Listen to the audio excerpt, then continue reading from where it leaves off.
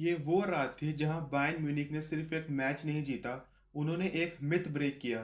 क्योंकि बात सिर्फ रियल मैड्रिड को हराने की नहीं थी, बात थी सैंटियागो बर्नेबाउ को कंट्रोल करने की। और बर्नेबाउ वो जगह है जहां टीम्स खेलने नहीं आती, सरवाइव करने आती है।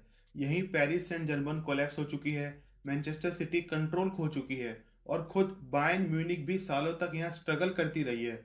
लेकिन इस बार कहानी डिफरेंट थी। स्कोर बोर्ड 2-1 दिख रहा था, लेकिन जो पिच पर हुआ वो उससे कहीं ज्यादा बड़ा था। अगर तुम सिर्फ नंबर्स देखो, 20 शॉट्स वर्सेस 20 शॉट्स, तो मैच एक सिंपल फ्लिप कॉइन लगता है। लेकिन फुटबॉल कभी भी सिर्फ नंबर्स का गेम नहीं होता। रियलिटी ये थी कि बायर्न म्यूनिख ने मैच कंट्रोल किया।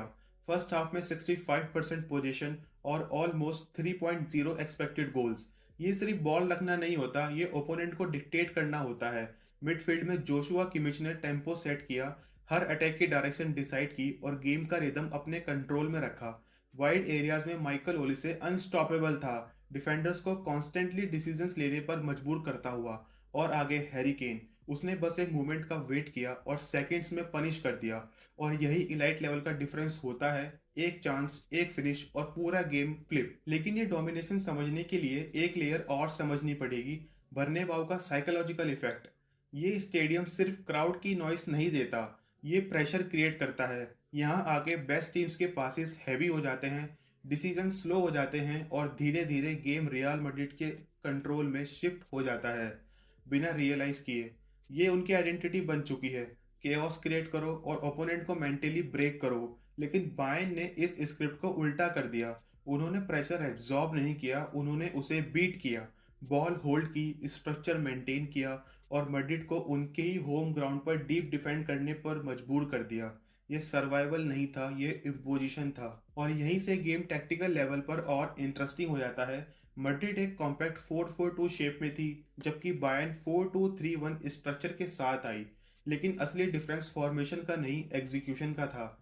बायर्न के डबल पिविट किमिच और पाब्लोविच ने गेम की फाउंडेशन सेट की। दोनों डीप रहकर बिल्डअप को स्टेबल बना रहे थे, जिससे आगे क्रिएटिव प्लेयर्स फ्रीली मूव कर सके। फ्लैंक्स पर ओलिसे और लुइस डियाज ने मैड्रिड के मिडफील्ड को हॉरिजॉन्टली स्ट्रेच किया। मतलब उन्हें कॉन्स्टेंटली लेफ्ट राइट शिफ्ट होना पड़ रहा था। और जब तुम किसी टीम को इतना स्ट्रेच करते हो तो गैप्स ऑटोमेटिकली क्रिएट होते हैं, और बायर्न ने उन गैप्स को परफेक्टली एक्सप्लॉइट किया। लेकिन जो बायर्न को ट्रूली डेंजरस बनाता है वो सिर्फ स्ट्रक्चर नहीं, बल्कि उनका टेम्पो कंट्रोल है। कब गेम को स्लो करना है, कब सडनली एक्सेलरेट करना है, ये अनप्रेडिक्टेबिलिटी डिफेंड करना ऑलमोस्ट इम्पॉसिबल बना देती है। और इसका परफेक्ट एग्जाम्पल था उनका सेकेंड हाफ गोल। सिर्फ 20 सेकेंड्स लगे, एक क्विक ट्रांजिशन, एक परफेक्ट रन और हैरी केन ने बॉल नेट में डाल दी। ये कोई रैंडम मूवमेंट नहीं था, ये एक ड्रिल्ड पैटर्न था जो राइट मोमेंट पे एग्जीक्यूट हुआ। इस पूरे मैच में एक और चीज क्लियर थी, बायर्न किसी एक प्लेयर पर डिपेंड नहीं थी। जोशुआ किमिच ने क्वाइटली गेम ओन किया, टचेस, पासिस, टेम्पो सब कुछ कंट्रोल में। माइकल ओलिसे ने केओस क्रिएट किया, डिफेंडर्स को अनकंफर्टेबल रखा। और हैरी केन ने अपनी इंटेलिजेंस से डिफेंसिव लाइन को कॉन्स्टेंटली कंफ्यूज किया, कब डीप ड्रॉप करना है, कब हाई रहना है, जिससे एंटोनियो रूडिगर जैसा डिफेंडर भी हेजिटेट करता हुआ दिखाई दिया। ये इंडिविजुअल ब्रिलियंस नहीं थी, ये कलेक्टिव डोमिनेंस थी। लेकिन फिर भी ये रियल मैड्रिड है, और उन्हें कंप्लीटली गेम से बाहर रखना ऑलमोस्ट इम्पॉसिबल होता है। मैच के लास्ट फेज में जब मोमेंटम शिफ्ट हुआ, तब मैनुअल नॉयर ने वॉल बनकर टीम को बचा लिया। Multiple crucial saves, specially against Kylian Mbappe. ये वो मोमेंट्स थे जहां गेम स्लिप हो सकता था। मैड्रिड को बस एक मोमेंट चाहिए होता है, और वो मिलते ही स्टेडियम एक्सप्लोड कर देता है। और वही हुआ, एक गोल, एक रोर और सडनली मैच दोबारा अलाइव हो गया। लेकिन यहाँ एक और बड़ा सवाल उठता है, ये सब पॉसिबल कैसे हुआ? और यहाँ पर एंटर होता है विंसेंट कॉम्पनी। ये सिर्फ एक मैनेजर नहीं है, ये वो आर्किटेक्ट है जिसने बायर्न म्यूनिख को दोबारा एक डोमिनेटिंग मशीन बना दिया। और सबसे इंटरेस्टिंग बात यह है कि ये ट्रांसफॉर्मेशन सिर्फ टैक्टिक्स की वजह से नहीं आया, बल्कि एक क्लियर विजन, स्ट्रॉन्ग लीडरशिप और डीप गेम अंडरस्टैंडिंग की वजह से आया है।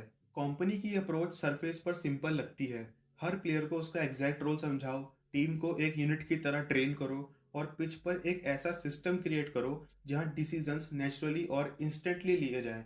लेकिन असली डिफरेंस उसके एग्जीक्यूशन में है। जब वो कहता है we play with 3-4-5-6, it's my decision, तो वो सिर्फ फॉर्मेशन की बात नहीं कर रहा होता, वो एक ऐसे फ्लेक्सिबल स्ट्रक्चर की बात कर रहा होता है जो मैच के फ्लो के साथ कॉन्स्टेंटली इवॉल्व करता रहता है। लेकिन ये जर्नी इतनी सिंपल नहीं थी। बायर्न म्यूनिख के पास हमेशा से वर्ल्ड क्लास प्लेयर्स थे, लेकिन रिसेंट ईयर्स में उनका गेम प्रिडिक्टेबल हो गया था। थॉमस टुकल और जूलियन नागल्समैन के अंडर सक्सेस तो मिल रही थी, लेकिन यूरोप में फियर फैक्टर मिसिंग था। बायर्न जीत रही थी लेकिन डोमिनेट नहीं कर रही थी, और कंपनी ने एग्जैक्टली वही चेंज किया। उसने टीम को सिर्फ जीतना नहीं, कंट्रोल करना सिखाया। एक फॉर्मर मैनचेस्टर सिटी कैप्टन होने के नाते और पेप गार्डियोला के अंडर खेलने के बाद उसने गेम को सिर्फ खेलना नहीं, समझना सीखा। उसने ओपोनेंट के वीक स्पॉट्स आइडेंटिफाई करना, डिफेंसिव गैप्स रीड करना और अटैक को स्टार्ट होने से पहले न्यूट्रलाइज करना सीखा। और अब वही इंटेलिजेंस वो बायर्न में अप्लाई कर रहा है। इसलिए आज बायर्न का सिस्टम इतना इफेक्टिव लगता है। 4-2-3-1 सिर्फ एक फॉर्मेशन नहीं है, ये एक डायनेमिक स्ट्रक्चर है जो बिल्डअप में 4-3-3 बन जाता है, डिफेंस को अटैक में कन्वर्ट करता है और प्लेयर्स को फिक्स्ड पोजीशंस के इंस्टेंट स्पेसेस को कंट्रोल करना सिखाता है। मिडफील्ड में जोशुआ किमिच टेम्पो कंट्रोल करता है, अटैक में हैरी केन चांसेस फिनिश करता है, और वाइड एरियाज में अल्फोंसो डेविस जैसे प्लेयर्स डिफेंस को स्ट्रेच करते हैं। ये सब अलग अलग पीसीस नहीं है, ये एक कनेक्टेड सिस्टम का पार्ट है। और शायद इसीलिए जब बायर्न बर्नेबाउ जाती है, वो सिर्फ कॉम्पीट नहीं करती, वो कंट्रोल करती है। पर फिर भी अगर तुम पूरी पिक्चर देखो तो ये परफॉर्मेंस कोई वन ऑफ नहीं लगती। बायर्न म्यूनिख ऑलरेडी एक इंसेन रन पर है, 100+ लीग गोल्स, यूरोप में डोमिनेंट परफॉर्मेंसेस और हर मैच में एक क्लियर आइडेंटिटी। ये टीम सिर्फ फॉर्म में नहीं है, ये सिस्टम पे चल रही है। और जब एक टीम सिस्टम पे चलती है तो कंसिस्टेंसी ऑटोमेटिकली आ जाती है। दूसरी तरफ रियल मैड्रिड का पैटर्न थोड़ा डिफरेंट है। यूरोप में वो मैजिकल है, लेकिन डोमेस्टिक लेवल पर इनकंसिस्टेंसी दिख रही है। और इस मैच में पहली बार लगा कि मैड्रिड कंट्रोल में नहीं थी, वो रिएक्ट कर रही थी। और ये एक डेंजरस साइन है, क्योंकि हिस्टोरिकली मैड्रिड हमेशा से डिक्टेट करती है, रिएक्ट नहीं। तो अब सेकंड लेग में क्या होगा?